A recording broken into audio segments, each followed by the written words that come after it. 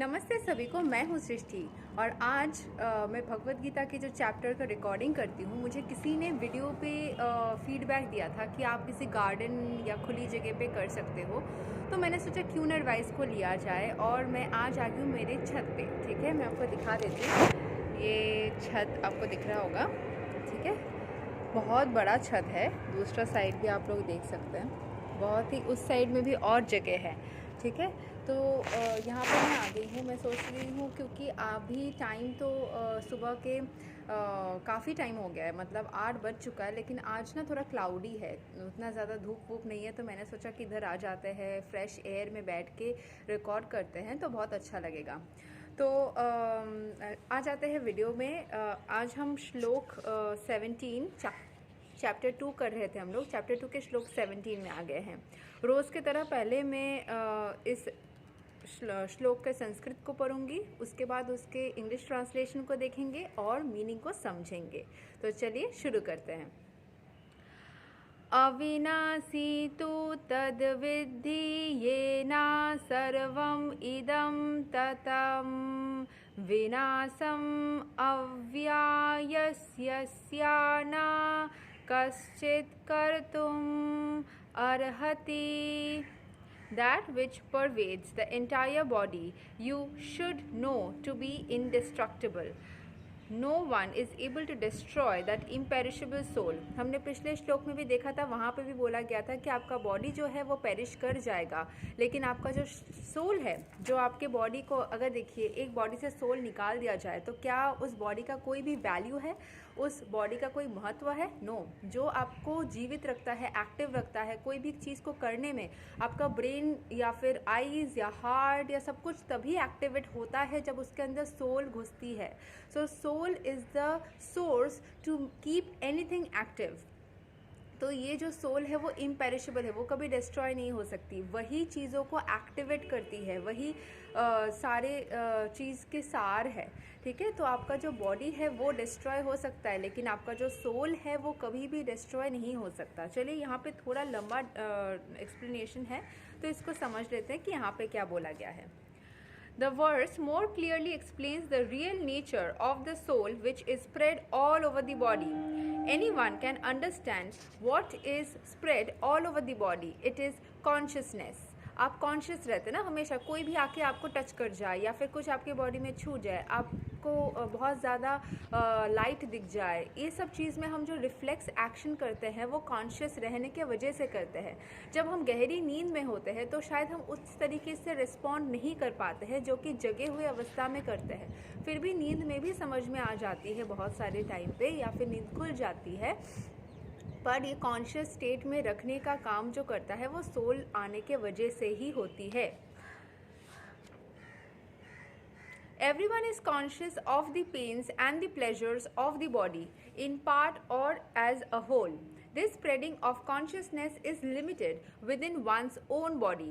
The pains and pleasures of one body are unknown to another. Therefore, each and every body is the embodiment of an individual soul, and the symptom of the soul's presence is perceived as individual consciousness. तो हर एक इंसान अपने शरीर के अंदर जो भी, क्योंकि सोल जो है वो एक्टिव कर रहा है, अभी जो भी फील हो रहा है वो तो बॉडी में हो रहा है ना। आप खुश हो रहे हो, वो फीलिंग जो कर रहे हो, आपके शरीर एंड सोल दोनों एक साथ में मिलके कॉम्बिनेशन के तरीके से कर रहे हो। आपको अगर कभी दुख हुआ मन में या शरीर में कहीं पे भी, तो आप उसको फील कर पाते हो, कोई एक पार्ट में या ओवरऑल। ठीक है, this spreading of consciousness is limited within one's own body. एक लिमिटेशन है कि इतना तक हो सकता है। The pains and pleasures of one body are unknown to another. मेरे अंदर इसीलिए बोलते हैं ना कि मैं खुद को जिस तरीके से समझ सकती हूँ वो दूसरा कोई, या फिर कोई एक इंसान अपने आप को, या कोई भी जीव अपने आप को जिस तरीके से समझ सकता है, कोई और उस तरीके से नहीं समझ सकता है। You are dealing with your own pleasures and own pains, nobody else is dealing with that.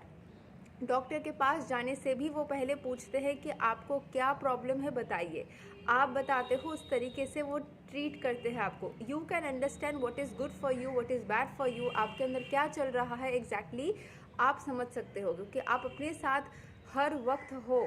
24 24 घंटे जो एक दिन में होता है वो पूरा का पूरा वक्त एकदम हर एक सेकंड आप अपने साथ बिता रहे हो। हर एक मूड चेंज, हर एक पेन, हर एक प्लेजर, हर एक खुशी, गम, हर चीज़ आप अपने अंदर जिस तरीके से महसूस कर सकते हो और ख़ुद को समझ सकते हो उस तरीके से कोई भी नहीं कर सकता। इसीलिए we say give time to yourself more and try to understand everything within yourself more. किसी और से एक्सपेक्ट मत कीजिए कि वो आके आपको समझेगा। कैसे समझेगा? वो खुद को समझेगी आपको।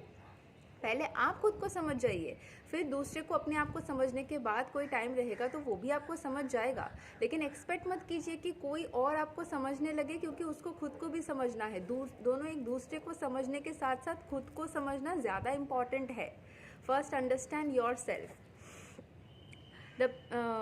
Therefore, each and every body in the embodiment of an individual soul and the symptom of the soul's present is perceived as individual consciousness। इसीलिए एक बॉडी के अंदर ना एक सोल दिया गया है, इंडिविजुअल सोल है। एक बॉडी के अंदर दो अलग अलग सोल्स को मिक्स करके नहीं दिया गया है कि दोनों आपस में एक दूसरे को समझने लगो, एक ही बॉडी को शेयर कर लो, एक ही रूम को शेयर कर लो। ये बॉडी जो है हमारा घर है ना, टेम्पल, घर जो भी बोलिए, उसके अंदर हमारा सोल रहता है। तो एक ही घर में हम रूम शेयर नहीं करते, दो सोल्स रूम शेयरिंग नहीं करते हैं। एक इंडिविजुअल घर, एक इंडिविजुअल रूम एक सोल के लिए दिया गया है। आप खुद उसको अपने पूरे तरीके से एक बॉडी में रह के, सोल को बोला जाता है, आप खुद को पूरी तरीके से जांच करो, पूरी तरीके से समझो।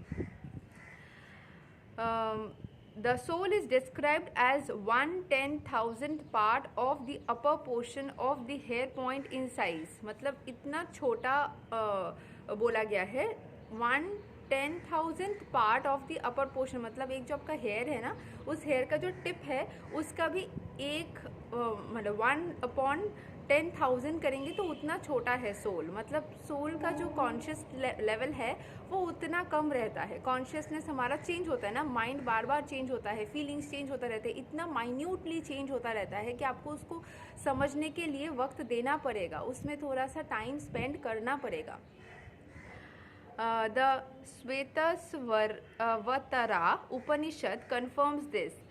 बलग्रासता भागस्य सतधा कल्पितस्य च भागो जीवासा विजनेयासा च नान्तयया कल्पते।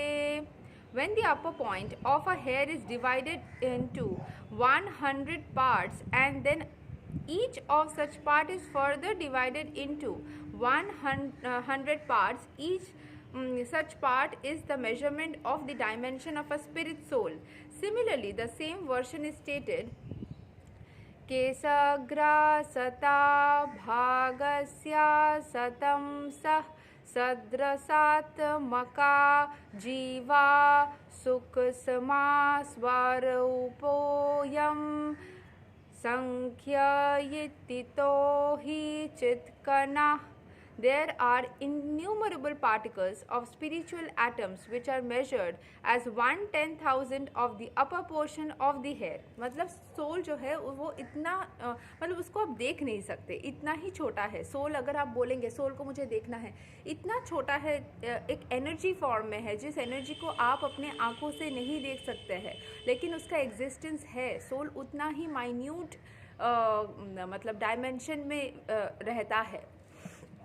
Therefore, the individual particle of spirit soul is a spiritual atom smaller than the material atoms and such atoms are innumerable। ऐसे बहुत सारे atoms है। जो atom का size होता है नॉर्मल मटेरियल जो आपका बॉडी बना हुआ है, उसमें भी छोटे छोटे फिजिक्स के भाषा में बोला जाए तो atoms बने हुए हैं। दो atoms मिलके molecules बनते हैं। तो जो atoms बने हुए हैं वैसे ही जो soul है that is also a very very minute shaped और sized atom।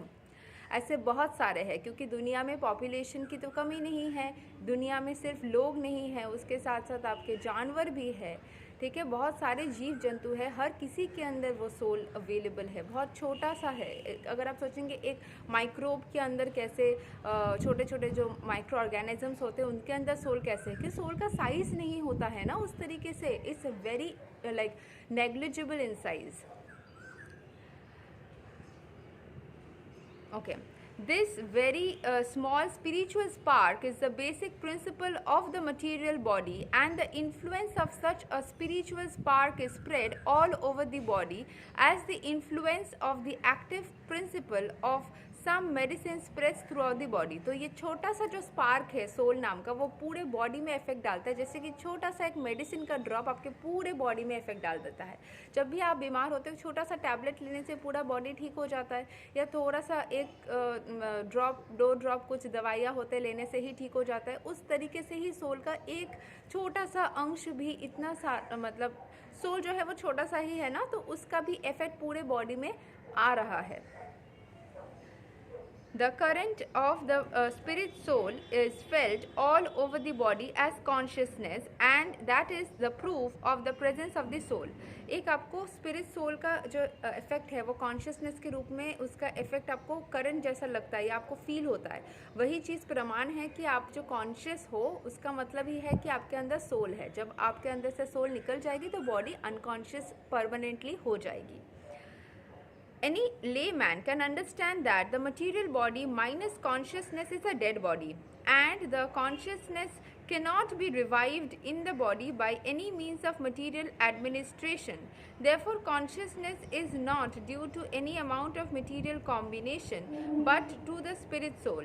ठीक है, कोई भी इंसान समझ सकता है कि सोल निकल जाने से वो डेड बॉडी बन जाता है, एंड कॉन्शियसनेस को डेड बॉडी के अंदर फिर से लाया नहीं जा सकता, and consciousness is not due to any amount of material combination. कोई मटेरियल कॉम्बिनेशन की वजह से कॉन्शियसनेस नहीं आती, वो सोल के प्रेजेंस से ही होती है।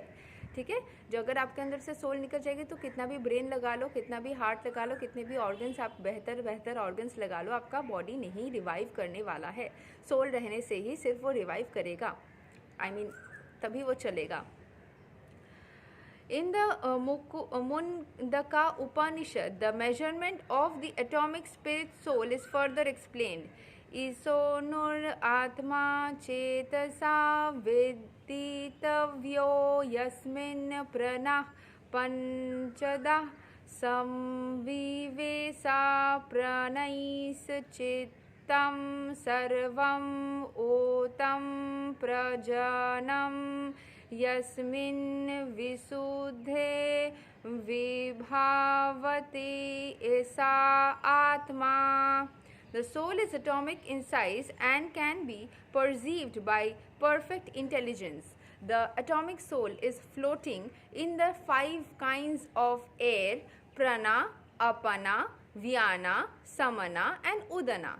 Is situated within the heart and spreads its influence all over the body of the embodied living entities. When the soul is purified from the contamination of the 5 kinds of material air, its spiritual influence is exhibited. Soul जो है वो body के साथ में एक mixture बन के फिर काम करता है। एक हम जो रिस्पॉन्ड करते हैं, कुछ भी बात करते हैं, कुछ भी करते हैं, वो हमारे बॉडी के साथ में कॉम्बिनेशन बना के करता है। सोल एक एटॉमिक साइज है and can be perceived by perfect intelligence. Soul को आप परफेक्ट इंटेलिजेंस लाने के साथ साथ उसको काम में लगा सकते हो, आपके शरीर के अंदर वो काम करेगा। This atomic soul is floating. ये जो एटॉमिक सोल है वो फ्लोट कर रहा है, जो कि हमारे हार्ट के अंदर 5 तरीके के एयर एलिमेंट है।